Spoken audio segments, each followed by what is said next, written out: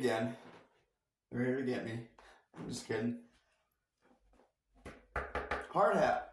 It's just one of those days where I feel like I need to be supervised, and I think I should wear a hard hat just in case something crazy happens. I'm just kidding. This fucking.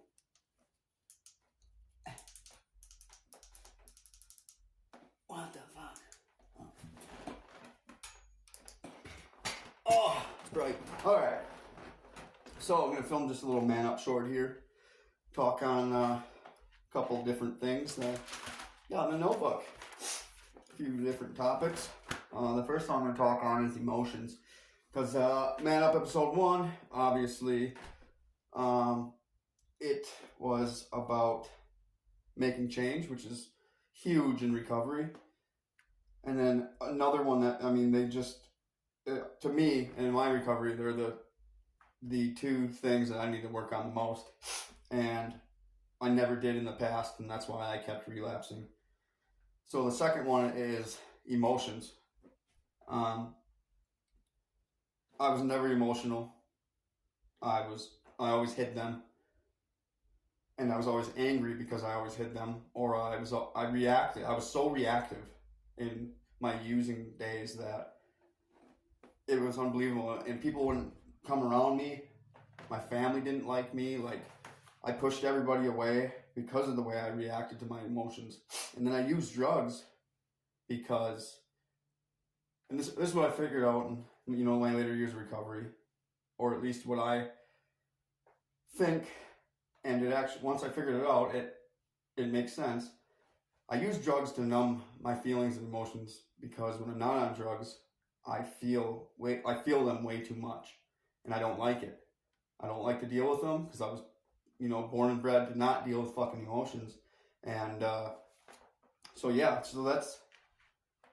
it got me to a point where when I did feel them, the first thing I did was go out and get high, and obviously that is a very toxic fucking way to live, even if you're a functioning addict or alcoholic, whatever it is. Whatever your vice is, if when you feel emotions, the first thing you do is relapse, it's bad. It's not fun to deal with. It's not easy to deal with. It's almost impossible. Like I said, it took me 20 fucking years. So, one of the things I've done since this last relapse to kind of get in tune with my emotions and be able to work through them without going out and getting high, is I said it last week on episode 1, was the think it or feel it, know it, fix it. And obviously some emotions, you don't have to do the third step. But if you're able to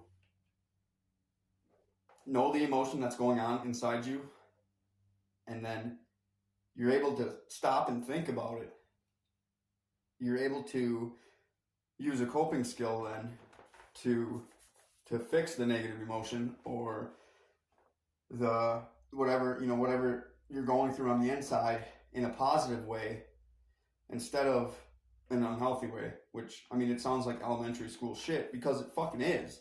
Like, and all the stuff in recovery, it's all elementary shit. And I don't understand why it's so hard. I really don't.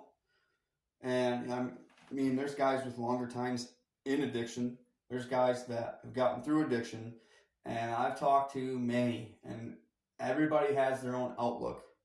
And that's why Man Up is about delivering as many different outlooks as we possibly can. Because there is no true answer to what gets you out of addiction, what fixes drug addicts, there's no answer in any of it. Even the DSM-5, which we're going to talk about. If anybody has ever been to rehab or therapy, it's the fucking book they follow, and it's the most fucking retarded thing ever printed. It's printed about marijuana and acid, basically. It doesn't have anything to do with the new generation and the new drugs, the hard drugs. crack came out and it basically eliminated the book. Nothing in there means anything anymore. I mean, obviously some of it still holds true, but and they revised it a few times since whenever 1984 when it was wrote. So the therapists follow that book, and it says if you have 2 drinks in a 1 month period, you're an alcoholic. If you smoke weed more than 4 times in a lifetime, you're you're a drug addict, and I mean, it's fucking retarded. Back to what I was saying though, there's no real, at least I haven't found it or heard it, or there's no real concrete evidence that fixes addiction. They say a disease. I don't like that word. You don't choose to get cancer. Cancer is a disease. You don't choose to be an addict. I mean, you choose to be an addict. You don't choose to get cancer. Cancer is a disease. In my eyes, in my thinking, addiction is just a life out of balance, and you haven't figured out what you need to do to get your life back in balance. And, there's periods of time where obviously you were sober or whatnot, and you went back to relapsing, and something threw your life out of balance. You got it somewhat in balance, something threw your life out of balance, and you didn't cope with it right. So coping skills is the next thing I want to hit on, and there are so many different ones to choose from. You need to literally test them and try them and figure out which ones work for you, which is dangerous because if it doesn't work, a lot of people go and use, So you gotta, like I talked last week, you gotta have the small goals, build the confidence. You gotta start there. Get your small goals, get your confidence bank built up, get enough in there to where you can start reaching for your end goal, or or your bigger goals in between the small ones and the end goal. And then you're able to start testing these coping skills. And when one doesn't work, you have the confidence to not give up, to keep moving forward and continue in sobriety, and it goes with another topic here I have wrote down. This is that fancy notebook. This thing's full, and I have a whole nother one on man up stuff.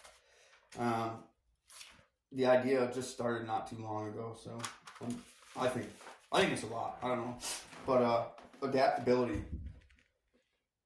which is key too. You got to be able to adapt when things go wrong and change. But that's not. We're talking about emotions. That's the ADHD to me. So I said to think it, feel it, think it, know it, fix it. God damn it. And then another outlook or an elementary school thing that we were taught is expressing your emotions in a positive way and talking with somebody else, asking questions, having an open conversation, ask an open question, get feedback on that emotion from somebody, that either knows more about dealing with emotions than you, or just a person, anybody in general, so you can visually see how they're reacting to what you're saying, about, obviously you're speaking on emotion, so you can physically see how that person's reacting to what you're saying. And you'll get a better understanding of, if you're healthily dealing with that emotion. I gotta stop for 1 second because we're about to hit the 10-minute mark.